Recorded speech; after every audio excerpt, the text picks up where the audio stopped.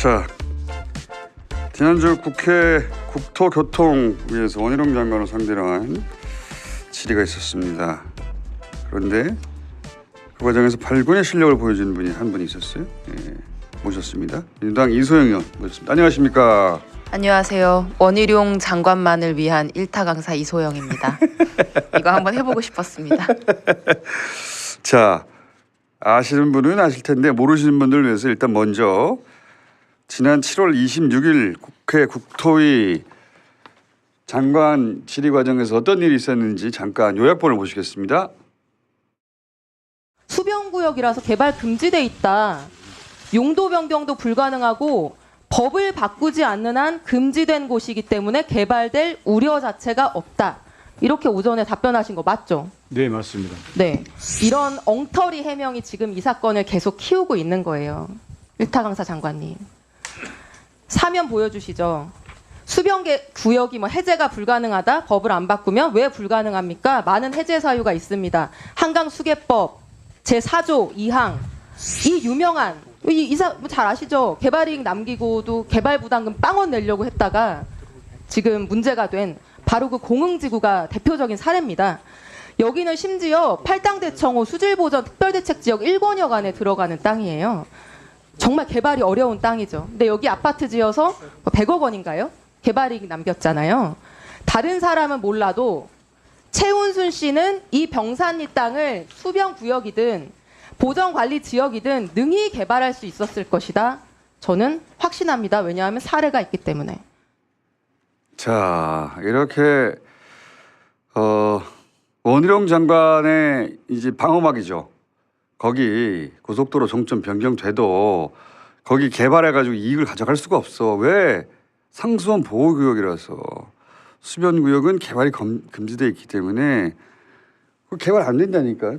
장모 대통령 부인 고속도로 종점 거리로 변경돼도 돈 벌 수 없어요. 이걸 방어 논리로 삼았어요. 그죠? 네. 근데 이제 의원님이 현장에서 지금 이 반박하신 거죠. 오전에 네. 그 점심 정회하기 전에 한 12시 15분 정도에 박정화 의원이라고 하는 분이 이제 원희룡 장관하고 티키타카를 하면서 네. 맞아, 거기 개발이 불가능해. 그래서 서로. 고속도로 아니라 고속도로 할아버지가 들어와도 뭐 처가가 아무것도 얻을 게 없어. 이제 이런 질의응답을 했었거든요. 그러니까 이제 거기 처가 이익이 없다. 이게 난리칠 일이 아니다. 그냥 고속도로 생기고 고용 만들면 돈도 못 벌고 뭐 좋은 일도 아닌데 그쪽에서 힘을 써서 했겠느냐 이런 방어 논리예요, 그죠? 근데 그게 너무 웃긴 게요. 네. 뭐 계획 관리 구역이고 보전 뭐 관리 지역이고 수변 구역이고 이래서 안 된다라고 하는데 우리가 잘 알고 있는 공흥지구도요. 장모가 진작에 개발했던 공지구. 네. 그 원래 인허가 받는 2012년에 자연 녹지 지역이었어요. 아, 그 지역이. 자연 녹지 지역도 국토계획법에 따르면 아무것도 못 짓습니다. 녹지 지역에 뭘 짓겠습니까? 근데 그거를 2종 일반 주거 지역으로 용도 변경을 해서 아파트를 지은 거예요. 그게 쉬워요? 아, 쉽지 않죠. 이거 어려운 진짜 일이죠. 대단한 사람들이 하는 건데. 대단한 사람들이냐. 근데 어쨌든 지금 있는 용도를 가지고 그 용도에 뭐를 짓고 안 짓고 이런 얘기하는 게 의미가 없는 게 지자체장이 예를 들면 내 백이고 대통령이 내 백이다. 그 무슨 못 바꿀 용도 지역이 뭐가 있겠어요. 그래서 그게 너무 순진한 얘기인데 저는 사실 이제 이날 질의를 요거를 할 생각이 아니었고 그 전에 이제 며칠 동안 그 최은순 씨 공흥지구 관련해서 공부를 하다 보니까 이번에 이 문제된 강상면에 있는 병산리 땅하고 매입한 시기나 이런 것들이 굉장히 패턴이 비슷한 거예요. 그러니까 2011년, 12년에 개발에 들어간 공흥지구 아파트하고 네. 지금 종점이 변경된다고 하는 병산리하고 매입 시기가 비슷하고 패턴이 비슷해요? 매입 시기가 비슷하다라기보다는 이제 이분들이 ESIND라고 하는 그렇죠. 개발 시행사를 만들어서 장모가 대표였는데 지금은 이제 오빠가 대표죠. 네, 김진우 씨라고 하는 이제 처남이 김건희 씨 대표죠. 오빠가 대표인데 네. 그 개발하는 패턴이 이런 식이에요. 그러니까 교통 인프라 개선이 기대되는 어떤 호재가 딱 발생을 호재가 하면은 있으면 그 직후에 땅을 삽니다. 땅을 사고. 그리고 기다렸다가 그 호재가 이제 실현되는 때가 있을 거잖아요. 네. 뭐가 개통되거나 설치되거나 이런 호재가 실현되면 그 이후부터 도시개발 사업을 제한하고 입안하고 용도 변경을 하고 개발에 성공하고 이익을 남겨먹고 이제 요런 패턴인데 이 강상면 병산이라고 하는 지금 이제 문제되는 그 예. 고속도로 중점. IC 근처 거기도 97년에 처음에 이제 상속을 받았는데 예. 그 이후에 중부 내륙 고속도로가 3단계로 이제 발전을 합니다. 예. 이제 여주 북여주 구간이 먼저 개통하고 그 다음에 양평 구간까지 개통하고 그 다음에 정말 엑기스라고 할 수 있는 남양평 IC라고 하는 것까지 이제 개통이 되거든요. 예. 그 이 교통 인프라가 3단계로 개선되는 그 과정에서 개선될 때마다 토지 매수를 거기에서 맞춰서 하는 거예요. 시기를 맞춰 보니까 네, 단계적으로 토지 아하. 매수를 쭉 해왔는데 이번에 서울에 30분 안에 갈 수 있는 고속도로 종점까지 글로 오네. 그러면은 그 고속도로가 삽뜨기 시작하면 이분들이 뭐를 할까? 공흥지구에 비춰서 보면은 도시개발 사업을 시작했을 것 같은 거예요. 그래서 저는 사실 이날 질의를 하기 전에 이 최은순 씨라고 하는 과거의 전례를 보니 그러니 이분들 일하는 패턴을 보니까 그렇더라. 그래서 네. 그리고 이 병산 이 땅이 뭐 산비탈이네 뭐니 막 이렇게 얘기를 하는데 그렇죠. 그 20개 필지 중에서 제일 예쁜 땅들이 있어요. 예. 산비탈도 아니고 되게 예쁜 땅. 사진 좀 띄워주세요. 네, 저 땅이에요. 예. 근데 저 땅은 누구 이름으로 샀냐면은 ESIND 이름으로 샀거나 아하. ESIND의 대표인 김진우 씨 이름으로 산 땅이란 말이에요. 지금 이제 문제가 된다고 하는 것은 이제 병산리 저 표시된 적인데 578-347번지요. 그렇죠. 근데 그 주변에 예쁜 땅들이 있다는 거죠. 저기가 예쁜 땅인 거죠. 저기가. 저게 이제 산비탈인 게 아니라 산비탈인 게 저기에 아니라 뭐 꼭 아파트를 안 지어도 예쁜 무언가를 지을 수 있는 거죠. 근데 아파트도 지을 수 있겠네요. 저 근처에는 뭐 현대건설이 운영하는 뭐 호텔도 있고 막 그러거든요. 근데 이제 제가 하고 싶은 얘기는 뭐냐면은 ESIND라고 하는 게 부동산 개발 시행사란 말이에요. 법인 네. 등기부 등본 떼보면 목적이 예, 예. 그래요. 근데 그런 시행사가 뭐 개발도 안 할 거면서 저거를 뭐 배고 자려고 저 땅을 산 건 아니잖아요. 뭐 그렇죠. 무슨 법인이 저기다 제사 언젠가 지으려고. 개발하려고 산 거죠 시행사는. 당연한 거죠. 근데 예. 거기에다 대고 개발이 영원히 불가능하다. 이런 식으로 장관이 얘기하는 거는 누가 보더라도 너무 웃긴 얘기인 거죠. 근데 그 논리가 예를 들어서 수변 구역이라 안 된다든가 이런 것은 지자체 재량이 허락해 주면 되는 거죠. 근데 이제 정확하게 얘기하려고 하면 복잡하죠. 지자체장이 입안권자인데 입안권자. 안을 만들어서 뭐 경기도에 올리거나 중앙정부에 올리거나 이런 인허가 절차가 필요한 건데 기본적으로는 그 양평 군수가 지금까지 이런 식으로 어려운 땅을 풀어서 개발하게 해준 곳들이 굉장히 많고 실제로 최근 한 10수년간 양평에 가보신 분들 아실 거예요. 거기 온갖 거 다 있어요. 한강 변인데도 그게 어떻게 됐겠습니까? 그렇게 지금 수변 구역이든 혹은 뭐 어떤 이유로 개발이 제한된 구역이라 하더라도 지자체장이 노력하고 업자들과 배가 맞으면 이게 개발되게 돼 있고 실제 공흥지구도 그렇게 해서 개발되지 않았느냐. 네. 그래서 이번에도 수변 구역이라는 말로 방어막을 쳤는데 이거 지자체하고 중앙정부가 꿍짝꿍짝하면 얼마든지 변경할 수 있다. 당연하죠. 그리고 아까 이게 원희룡 장관의 방어막이었다 이렇게 표현을 네. 하셨잖아요. 근데 제가 볼 때 방어막이 아니라 이게 구댕인 게 구댕이요? 뭐가 절대 표현이 거치시네. 뭐가 절대 불가능하다고 하는 거는 네. 반박이 너무 쉬워요. 그냥 논리적으로. 그렇지. 왜냐하면 대한민국에 불가능한 거는 거의 없잖아요. 근데 이제 이렇게 강하게 쳐놔야 된다고 생각했던 것 같아요. 네. 예, 절대 안 된다고. 근데 이게 개발이 불가능하다고 하는 거는 그냥 단적으로 몇 가지만 생각해봐도 일단 경험적으로 반박할 수 있고 너무 많은 사례가 있어서 그렇죠. 일단 공흥지구가 그 사례잖아요. 네. 그 두 번째는 논리적으로 반박할 수 있죠. 부동산 시행사가 근데 불가능하면 왜 사? 그렇지. 그리고 여기 불가능한 땅을 잔뜩 사놨으니까 그 그렇죠. 말대로라면. 그리고 법적으로 반박할 수 있죠. 저 한강 수계법에 해제 사유가 여러 개가 있으니까. 수계법 한번 띄워보세요 그러면. 네. 한강 수계법. 예. 지금 자, 띄워져 있는 건가요? 예, 저게? 띄워진 겁니다. 예. 저게 이제 한강 수계법 4조인데 예. 이제 수변구역이 지정 해제될 수 있는 사유가 여러 가지가 있어요. 저 4호 밑에도 5호랑 6호가 있는데 제가 그날 질의할 때 예시로 들었던 거는 지구 단위 계획 그러니까 구역으로 지정되는 건데 그거 말고도 하수 처리 구역으로 지정하는 경우에도 이제 저 지구가 자동 해제됩니다. 왜 그러냐면 이게 어떤 오염물질 배출하는 시설을 만들어 놓고 상수원에다가 막 이런 오염물질 배출하면 안 되잖아요. 그렇죠. 근데 이게 공공 하수 처리 시설에 그 하수를 유입시키거나 개인 하수 처리 시설을 만들어서 그걸 깨끗하게 정화해서 배출하면 괜찮을 거 아니에요. 어허. 그래서 하수 처리 구역으로 지정되면 또 수변구역이지만 개발이 가능해지는 거거든요. 그게 공흥지구에서 장모 회사가 한 일이에요. 공흥지구에서 이제 개인 하수 처리 시설을 만드는 걸 네. 조건으로 이제 인허가를 받았던 그렇죠. 거고 그 이후에 아마 양평 공공 하수 처리 시설에 그걸 이제 유입시키는 걸로 이게 아마 무슨 됐을 말이냐면 원래는 하수시설이 거기 없잖아요. 겁니다. 네. 그래서 그 업자가 사설 하수시설을 만든다고 해서 허가를 받았거든요. 맞아요. 근데 나중에는 돈 들잖아요. 그렇게 안 하고 공공 하수시설에 연결해 버렸어요. 맞아요. 그래서 지금 토지 그거 이용 계획 편법이죠. 확인 편법인지는 제가 확인 안 해봤는데 네. 지금 그래서 공흥지구에 그 토지 이용 계획 확인을 떼보면은 저 딱 4호에 있는 하수 처리 구역으로 지정이 되어 있거든요. 그러니까 요즘이 이런 거네요.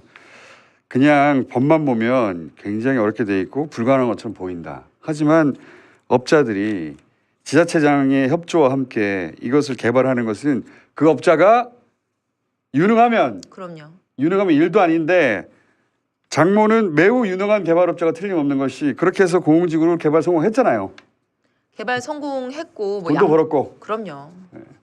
근데 이제 저 땅을 가지고 개발 안 된다고 계속 장관이 우기니까 이제 이 전체 과정을 잘 아는 의원님이 홍군형을 내주신 거구나.